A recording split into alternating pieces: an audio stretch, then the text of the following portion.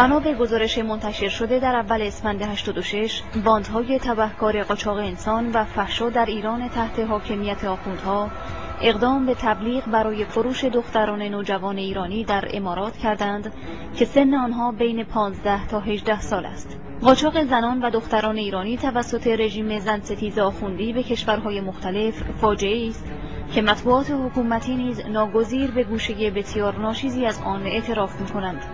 خبرها حاکی از آن است که قاچاق این زنان نگونبخت به کشورهای اروپا و آسیای جنوب شرقی و حوزه خلیج فارس صورت می‌گیرد.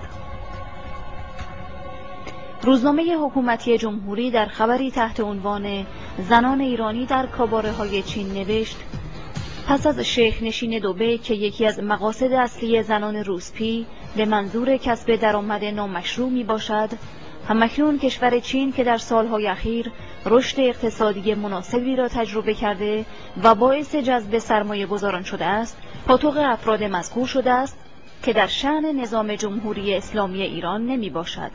10 ماه قبل بخشی از گزارش سالانه وزارت امور خارجه آمریکا درباره حقوق بشر به بحث قاچاق زنان و دختران در ایران اشاره داشت.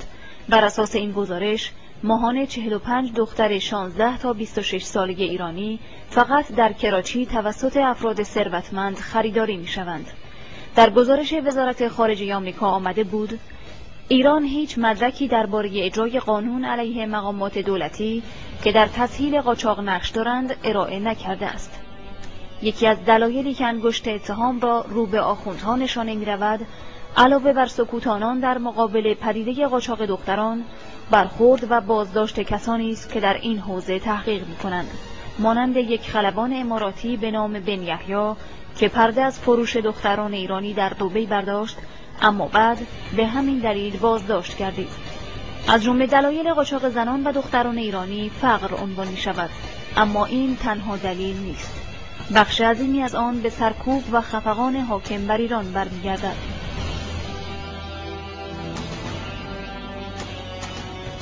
بخشی از زنان و دختران به دلیل فقر مالی توأم با فقر فرهنگی دچار این سرنوشت شوم می‌گردند.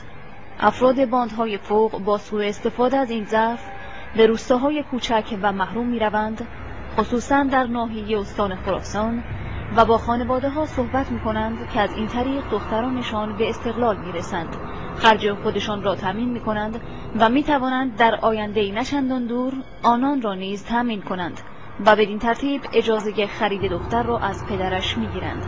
حتی در برخی موارد به صورت علنی هم گفته شده که دخترانشان را برای چه موردی خریداری می‌کنند، ولی باز در نهایت تعجب موافقت شده است. طبق گفته این دختران به طور معمول در ازای هر دختر 6 تا 7 میلیون تومان به خانواده پرداخت می شود. البته دختران 10 تا 12 ساله به مبلغ 20 میلیون تومان خریداری می شوند که آنان را برای شیوخ امارات می برند. مواردی هم بودند که در خانواده شخصی بیماری‌های نظیر کبد و کلیه داشته و به پول احتیاج شدید داشتند و آن پول را از فروش دخترشان تامین کردند.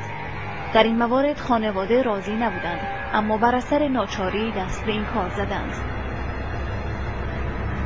بانهای درون رژیم خود بر روی این موضوع انگشت می‌گذارند که این اقدام جنایتکارانه از سوی دولت حمایت می‌شود، وگرنه چگونه ممکن است در فرودگاه‌های ایران که این همه مراحل بازرسی دارد 100 تا 150 نفر بدون پاسپورت و ویزا با هم سوار هواپیما شوند؟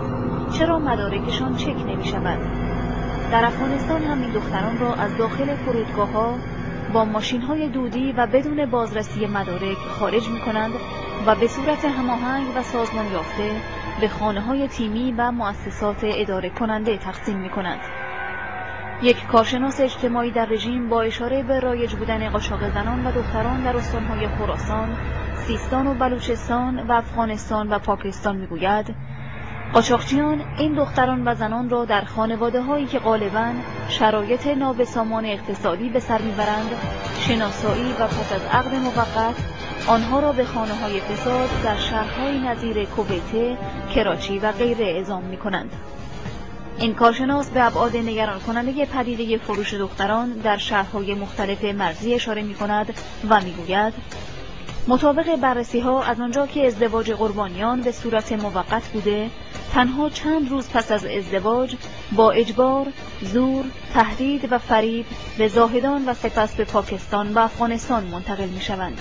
نکته این است که همه قربانیان از طریق صیغه ازدواج کرده و عدم ثبت رسمی عقد آنها در این شکل یکی از معضلات اساسی شده است.